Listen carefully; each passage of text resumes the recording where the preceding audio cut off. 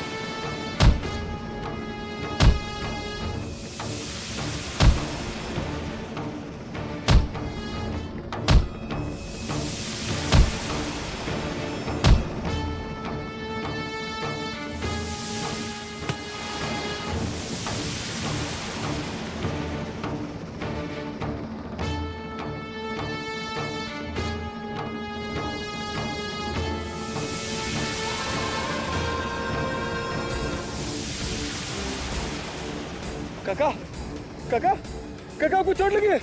काका, आपका खून निकल रहा है। काका, जो अपनी मदद नहीं करते भगवान भी उनकी मदद नहीं करते, समझी? मैं समझ रही हूँ माँ। तूने कमली की जिंदगी आबाद कर दी ना, जिसका बीड़ा तूने उठाया था। लेकिन तेरी मदद की जरूरत भी तब पड़ी जब श्याम ने हिम्मत दिखाई। वो सबके सामने ये कहने की हिम्मत कर सका कि वो कमली से शादी करना चाहता है।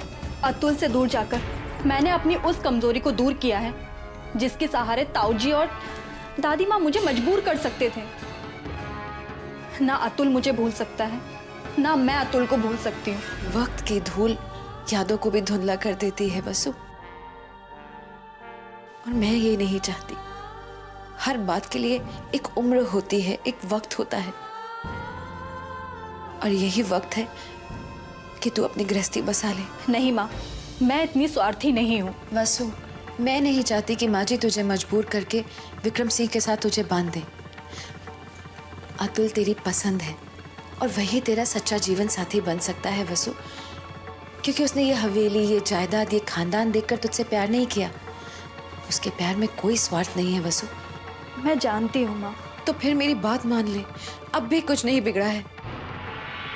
चली जा ये गांव छोड़कर, बसा ले अतुल के साथ अपनी जिंदगी। आप कहती है ना माँ कि किसी भी काम को करने के लिए दृढ़ निश्चय की जरूरत होती है, और आप खुद ही मेरे निश्चय को डिगाना चाहती हैं। ये तो क्या कह रही है? हाँ माँ, मैंने निश्चय किया है, चाहे मुझे अपनी खुशियों की कुर्बानी क्यों ना देनी पड़े, मैं इस गांव से कुरीतियों को मिटा के रहूंगी। मैं शायद वापस यहाँ इसलिए आई हूँ कि इस गांव से अंधेरा दूर करके इस गांव में नया सवेरा लाऊं। मुझे सिर्फ अपने बारे में नहीं, इस गांव की हर एक एक लड़की के बारे में, हर एक एक विधवा के बारे में, हर एक एक औरत के बारे में सोचना है, जिनकी इच्छाओं को, जिनकी खुशियों को बड़ी बेदर्दी से गद्दी के फैसलों तले कुचल दिया जाता है। मैं उनकी जिंदगी को एक मुकाम दिलाना चाहती हूँ, उन्हें उनका हक दिलाना चाहती हूँ। मुझे मत रोको माँ, मत रोको। मुझे तो अब ऐसा लगता है कि भगवान ने मेरे जरिए लोगों को न्याय दिलाने का फैसला किया है। आज तेरी जुबान से मैं वही सब सुन रही हूँ जो कभी तेरे पिताजी कहा करते थे।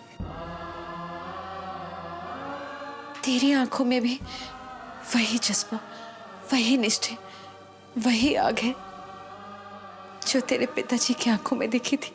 मत रो माँ, वरना आपके आंसू मुझे कमजोर कर देंगे। मैं माँ हूँ, कमजोर हूँ मेरी बच्ची। तू अगर यहाँ रहेगी तो उन्हें कैसे मना करेगी जो तेरी शादी विक्रम सिंह के साथ करके तुझे यहाँ से हटाना चाहते हैं? कैसे रोकेगी उन्हें तू? मैं यही रहूंगी माँ, और अब इस शादी के लिए मुझे कोई मजबूर नहीं कर सकता। दरअसल बात यह है कि देवर जी अमेरिका जाना चाहते हैं। ये तो बहुत खुशी की बात है। इसलिए हम चाहते थे कि अमेरिका जाने से पहले शादी की बेड़ियां इन दोनों के पैरों में डाल दी जाएं। हमारा मतलब है कि वसुंधरा और देवर जी की शादी कर दी जाए। आप तो जानती हैं जमाना बहुत खराब है, ऊपर से ये विदेश का माहौल। वसुंधरा को इतनी जल्दी शादी के लिए मजबूर करना अब आसान नहीं होगा। शादी से भला हमको क्या एतराज हो सकता है, पर शादी अच्छे मुहूर्त पर होनी चाहिए। हम पुरोहित जी से मुहूर्त निकलवाकर आपको खबर कर देंगे। ठीक है, हम इंतजार करेंगे। लेकिन एक बात करनी थी आपसे। सोच रहे हैं कि कहें कि ना कहें? नहीं सौदामिनी। देखिए, कहीं ना कहीं तो जुबान खोलनी ही पड़ेगी ना। क्या बात है, कहो तो। ये तो नहीं चाहते कि मैं आपसे कहूँ, लेकिन रिश्तेदारी तो रिश्तेदार के काम आते हैं। हाँ हाँ बिल्कुल। दादी माँ, हमें कुछ रुपयों की जरूरत थी। वैसे तो हमारे 2.5 करोड़ कहीं से आने वाले हैं, लेकिन उसमें 8-10 दिन लग जाएंगे। लेकिन एक छोटी सी जरूरत आ पड़ी। कितने रुपए चाहिए? बस ज्यादा नहीं, सिर्फ 5 लाख रुपए, वो भी उधारी के तौर पर। कोई बात नहीं, आपकी और हमारी बात अलग थोड़ी ही है। धन्ना, इन्हें तिजोरी से 5 लाख रुपया निकाल कर दो। जैसा आप कहेगा। इतनी छोटी सी बात के लिए इतना संकोच क्यों? और हमारे रहते आपको किसी और से पैसे मांगने पड़ते, ये हमारे लिए शर्म की बात होती। मैंने कहा था ना भाभी कि दादी माँ कभी इनकार नहीं करेंगी। हाँ, मुझे भी विश्वास था। चलिए अभी जी।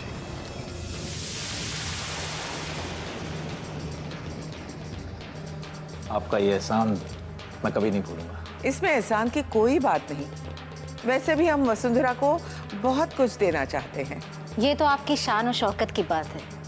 हमें तो इतना पता है, जो 5 लाख रुपए हमने कर्ज लिए हैं वो हमें उतारने हैं। चलते हैं दादी माँ।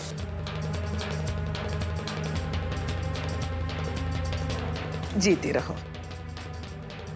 धन्ना, जी। इन्हें छोड़ कर आओ। जी माँ।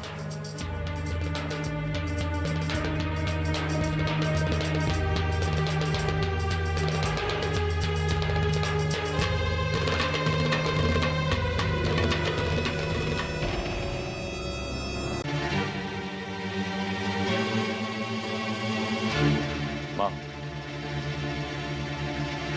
इन लोगों का इस तरह हमसे 5 लाख रुपया मांगना मुझे कुछ ठीक नहीं लगा। आप देख लीजिए, मुझे नहीं लगता ये लोग हमें 5 लाख रुपया लौटाएंगे। कोई बात नहीं धन्ना, अतुल की वजह से ये शादी टूटने के कगार पर आ सकती है। अच्छा है ये हमारे एहसान तले दबे रहें। मैं निर्मला से मिलकर आती हूँ। अतुल हमारी कैद से निकल चुका है, ये किसी को नहीं पता। मैं माँ को ये बात कैसे बताऊं? और माँ वसुंधरा की शादी को लेकर बात करने जा रही है। जी माँ जी।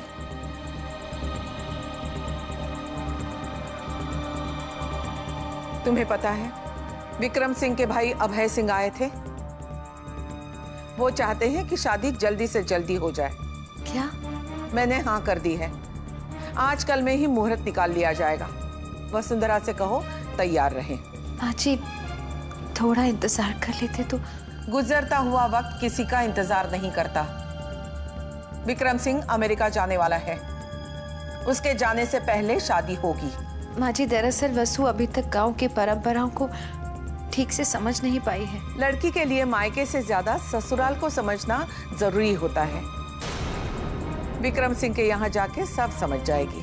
माँ जी, आप वसु की मानसिक हालत तो जानती हैं। वो शायद शादी से इनकार कर दे। आप समझ सकती हैं कि वो शायद मुझे अभी तक नहीं समझी, और ना ही गद्दी को। गद्दी के फैसले पर बहस नहीं की जाती, अमल किया जाता है। उससे कहो कि उसे भी हमारे फैसले पर अमल करना है,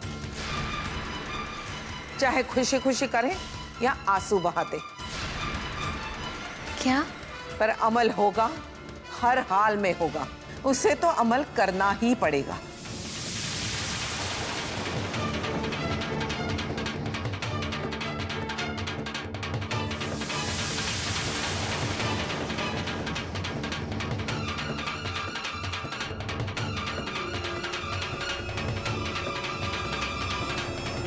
ये शादी हरगिज नहीं होगी माँ, हरगिज नहीं। मुझे मजबूर करके इस घर से निकालने की कोशिश में दादी माँ अपने ही सम्मान को अपने ही हाथों से मिट्टी में मिलाने की तैयारी कर रही हैं। लेकिन दादी माँ फैसला कर चुकी है वसु। उन्हें अब तक ये पता नहीं है माँ कि अतुल उनके कब्जे में नहीं है, वरना मेरी शादी का फैसला लेने से पहले वो 100 बार सोचती ज़रूर, क्योंकि उन्हें पता है कि मैं ये शादी नहीं करना चाहती। और दादी माँ इस खुशफहमी में है, अतुल को मारने की धमकी देकर मुझे मंगनी के लिए मजबूर कर दिया था, उसी तरह वो मुझे शादी के लिए भी मजबूर कर देंगी। लेकिन ऐसा नहीं होगा माँ। मेरा दिल घबरा रहा है वसु। अब तो जो भी होगा अच्छा ही होगा माँ, और जो बात कल होनी है वो आज ही हो जाए। अपने फैसले पर अमल करने की बात तो कर रही हैं दादी माँ, लेकिन देख लेना एक दिन वो खुद ही अपने फैसले पर लगाम लगाएंगी।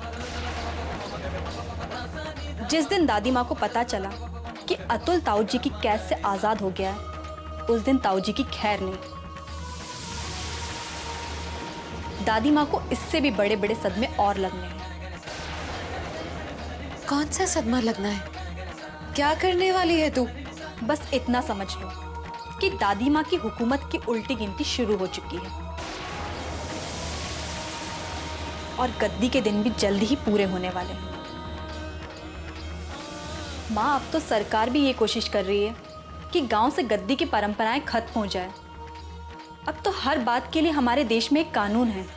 मुझे कुछ समझ नहीं आ रहा वसु कि तू क्या कह रही है। आप तो बेवजह डरती रहती है माँ। मैं तो बस इतना कह रही थी कि गांव से गद्दी की प्रथा खत्म करने के लिए हमें सरकार की मदद करनी चाहिए। इसमें समझना क्या, दरअसल पंचायत का चुनाव है, और मुझे लगता है इस बार सरकार की नीतियों से कुछ बदलाव जरूर आएगा। और सरपंच की उम्मीदवारी के लिए फॉर्म भरने की आखिरी तारीख कल ही है। पंचायत के चुनाव में खड़े होने के लिए आज फॉर्म भरने का आखिरी दिन है, और इसे महिला सीट घोषित कर दिया गया है, लेकिन अभी तक किसी ने भी फॉर्म भरा नहीं है। आप शायद इस गांव में नए हैं, इसलिए आपको इस गांव की रीति का ज्ञान नहीं है। यहां सरपंच बनने की होड़ में कोई लड़ाई झगड़ा नहीं होता। पिछले 25 साल से मैं ही सरपंच बनता चला आ रहा हूं, कोई मेरे मुकाबले में आता ही नहीं। हर साल मैं ही बन जाता हूं। लेकिन अब यहाँ की सीट पर सिर्फ महिलाएं खड़ी हो सकती हैं। लाया हूं जी, लाया हूं, घर से भरवा कर लाया हूं। मेरी बहू खड़ी हो रही है इस बार, ये देखिए। आपकी बहू? जी हाँ, अब कोई अड़चन नहीं है।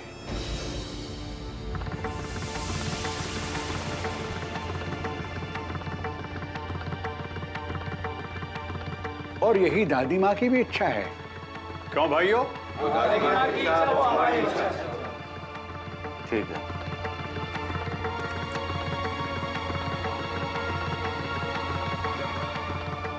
आप अपनी बहू को यहाँ ले आइए, उन्हें मेरे सामने ही अंगूठा लगाना पड़ेगा। क्या बात करते हैं यहाँ पे?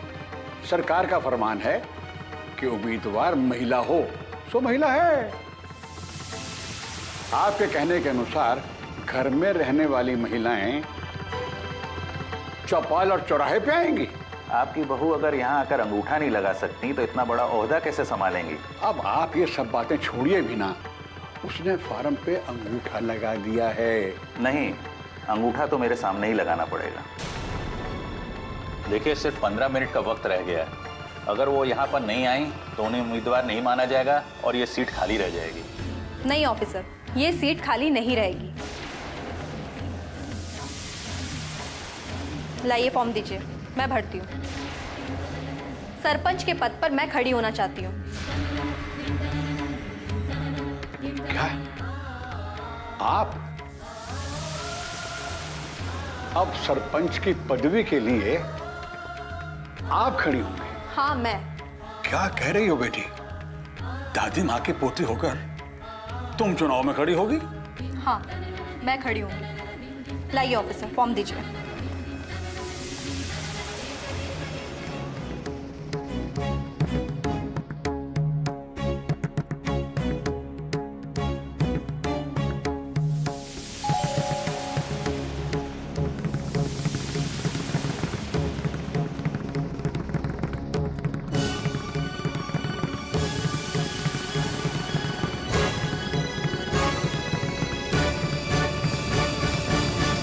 ये नहीं हो सकता। यही सच है माँ, यही सच है कि सरपंच के पद के लिए वसुंधरा खड़ी हुई है। पर हमने तो मुखिया जी को उनकी बहू को खड़ा करने के लिए कहा था। आप बिल्कुल ठीक कह रही है माँ, लेकिन वो चुनाव अफसर के सामने दस्तखत करने के लिए नहीं पहुंची और वसुंधरा ने अपना पर्चा भर दिया। नहीं धन्ना, ये ठीक नहीं है कि हमारी हवेली का कोई चुनाव में खड़ा हो। हम यहाँ के राजा हैं, गद्दी सबके लिए है और सब गद्दी का फैसला सुनने के लिए हैं। आपकी बात तो ठीक है माँ, लेकिन हम क्या कर सकते हैं? वसुंधरा तो खड़ी हो चुकी है। उसे फौरन चुनाव से अपना नाम वापस लेने के लिए कहो। वो हरगिज नहीं मानेगी माँ। कैसे नहीं मानेगी? हम यहाँ उसकी शादी की तैयारियां कर रहे हैं और वो चुनाव में खड़ी होगी। समझाओ उसे। अगर सीधे तरीके से नहीं मानेगी तो अतुल का इस्तेमाल करो, और उसे मानना होगा हर हाल में। माँ अब हम ऐसा नहीं कर सकते हैं। अब अतुल हमारे कब्जे में नहीं है।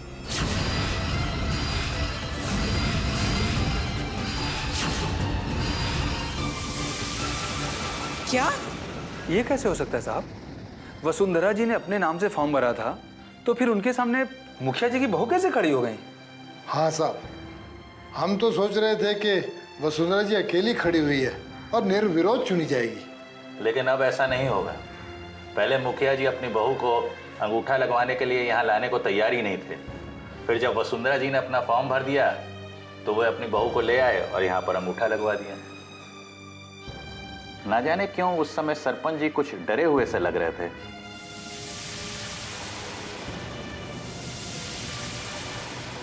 अगर कोई चुनाव में खड़ा होना चाहता है तो भला मुझे क्यों एतराज होने लगा? वक्त खत्म होने से पहले सरपंच जी अपनी बहू को लाए और यहाँ पर अंगूठा लगवा दिया। अब वो भी एक उम्मीदवार हैं। एक उम्मीदवार और है जो सरपंच के पद के लिए खड़ी है। साहब वो कौन है? हर बात आप लोगों को बतानी जरूरी नहीं है, वक्त आने पर आपको पता चल जाएगा।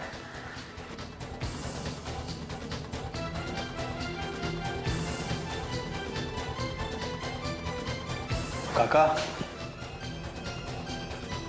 ऐसा लगता है कि अब अपने सरपंच के बारे में फैसला करने का अधिकार गांव वालों को मिला है। नहीं तो हर बार सरपंच जी के सामने दादी माँ के हुक्म से कोई खड़ा ही नहीं होता था और वो निर्विरोध चुन लिए जाते थे। लेकिन इस बार ऐसा नहीं होगा।